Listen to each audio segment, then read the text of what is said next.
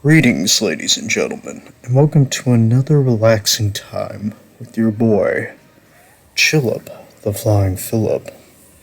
Now, today we have a very special episode for you as we see who will be the fifth competitor to enter the women's title chamber match. As established, we currently have Haru Akumura, Timothy Pines. Let's see, our third competitor was Nia Jax, who is now a robot. And for our latest entry, actually, wait, no, that's all of them, because this will actually determine the fourth entry into the chamber. First, we have the frog, Suya Asui, aka Sue, aka Froppy. She is a frog that can stick to walls, have a rather long tongue, and likes to wear green. But her opponent is a stupid games legend known as the Frozen Lake, and being accompanied by her is none other than Monica, who Frozen Lake helped win the stupid games. So they must be in some kind of alliance to see, of course, Monica will likely have her own, I just received word. That's odd. It seems that Monica's already been added to the chamber. That's...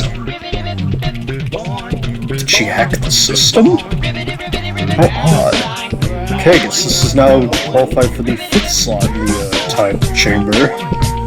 I'm not sure how this has gone down, but it's certainly a strange revelation as we see the gay frog.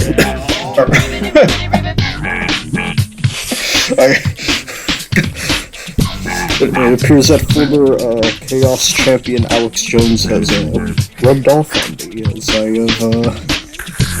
appear to have accused the Froppy of certain sexuality. I don't know if that's true or not. Not that there's anything wrong with it, mind you, but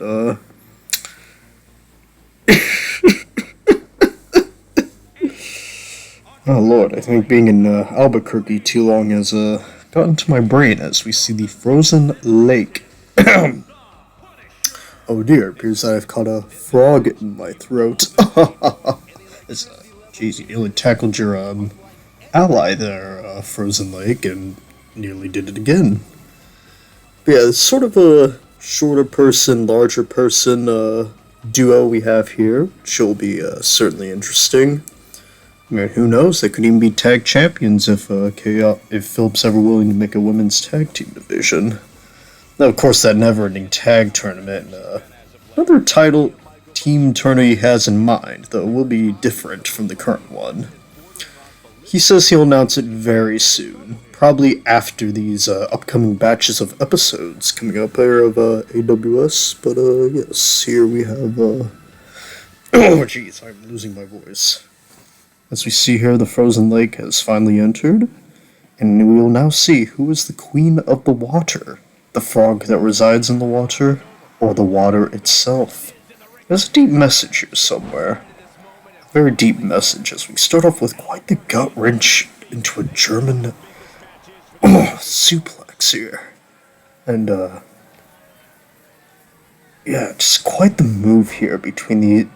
We have a giant versus a high flyer. So honestly, I feel like this could be anyone's game, you know, two very unpredictable competitors. Frozen Lake, this is Froppy's debut, while Frozen Lake has had one other match, which was the 8-woman match to determine who would face Marge, which, historically, we know that Haru ended up winning that match. Would go on to beat her and Zoe in a triple threat to win the title. And then afterwards, Haru defeated Marge to officially get her out of the chamber due to Marge assaulting Zoe, which prevented Zoe from qualifying. So that's two women out of the chamber due to attacks. But it's good news for these two, though, because it does leave room for them, one of them, and one more opponent, which... Oh, what's this? It appears I've actually received paper on who the final chamber qualifier match will be. Oh yes, a triple threat between Sandal Cheeks, Toph Beifong, and the third being A surprise? Who will join these Nickelodeons? Will it be another Nick character, or will it be someone completely out of the blue? Knowing Philip, it will probably be someone out of the blue. Because he really likes to make you think. Really likes to try to be as unpredictable as humanly possible. As we see, a big splash by the way. A big splash by the wave. Very appropriate move as we see the frozen clutch. Ooh. As someone who's been in this move before, let me tell you, this is not easy on the arm or the neck.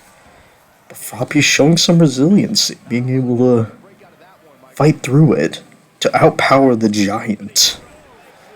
Could this be the comeback she needs? Though according to the official AWS health bars, it's not looking great for Froppy. But she is putting up a fight though, at least. She does not letting this be a squash match. Which, you do not want to be a victim of a squash match here on the show. Look at what it did for Buttercup. She's no longer employed. Look at what it did for Guptil. Stopped his push dead in its track.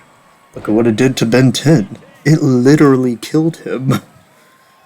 All I'm saying is, be very careful if you lose a squash match. It is very bad for your stock. That's something that this frog is keeping in mind. Sorry for constantly clearing my throat, by the way. It appears that I made the mistake of drinking milk, and now I am very phlegmy. Ooh, what a tackle. But odd, Monica being a devastating heel, trying to distract the frog. But she's too gay for that, as she goes for a tilt-a-whirl small package. Could this be... Oh! That was close. That was almost one of the best comebacks I've seen. Though she is evening it up those health bars, though, which is a good sign for the frog. She has made her victory possible here. Wait, what's she going for here? Ooh! The frog with the frog splash. How appropriate. Two. But somehow Frozen Lake kicks out of it. If this were a lesser being, this would have been the end of the match right here. I mean, as someone who was taking a frog splash from Philip before, during the experimentation phase, I gotta say, pretty hard on the ribs. I actually have to have mechanical ribs now because of that. Oh god, those days at the lab before I escaped. The things I've seen. The things I've heard. Just all the screaming. Anyway, quite the suplex here as A2-0. It appears that David Hart Smith back suplex was not enough to put the frog away. Oh man, that was almost a duck. Being thrown to the Brendan Fraser turnbuckles here. As Frozen Lake goes for what appears to be the Frozen Wave. Oh, here we go. Oh god, it's like you're being drowned. Could this be it? A2. Froppy submitting this as an indie match as they have officially both kicked out of each other's finisher. Very interesting, I must say. And Froppy blocking the comeback. Oh, could she be going for perhaps the lily pad leap? She's thinking of it. She's thinking of it. And here she goes. Oh god, shoving her into the waffle barricade. Not the hardest substance to be shoved to, but not the softest either. Could this be it? A2. Oh man. If the barricades were made out of a harder substance, that could have been the end of the match. But since Philip insisted on a waffle barricade, it may have costed Froppy's comeback chance. But not entirely, though. She's still putting up one hell of a fight. I mean, who knows what would have happened if not for Monica's distraction earlier. Either way, this is a very impressive debut as we see a tilt-a-whirl salt to the earth. Shades of both Sin Cara and MJF at the same time, as both have used this move as a finisher. But of course, it wasn't enough to make the lake tap, which, to be fair, there isn't exactly any arm damage on the lake, so, but still a good wear-out move. Makes it harder to throw a punch.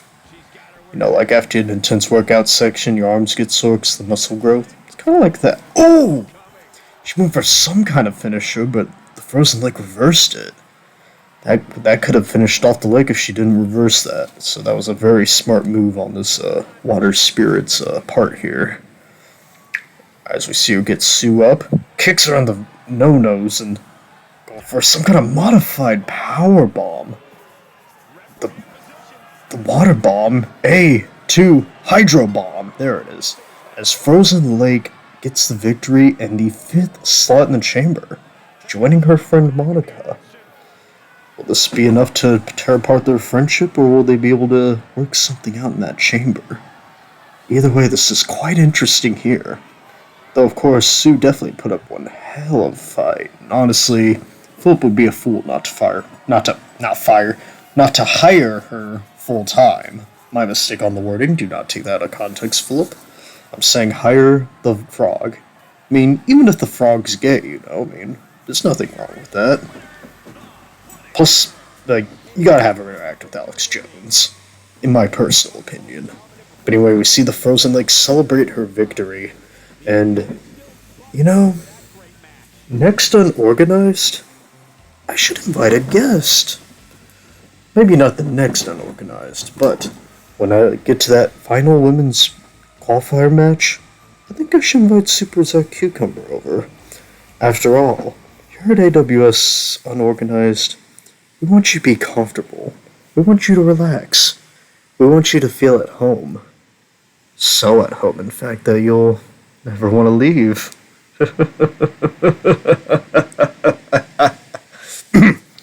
Anyway, have a pleasant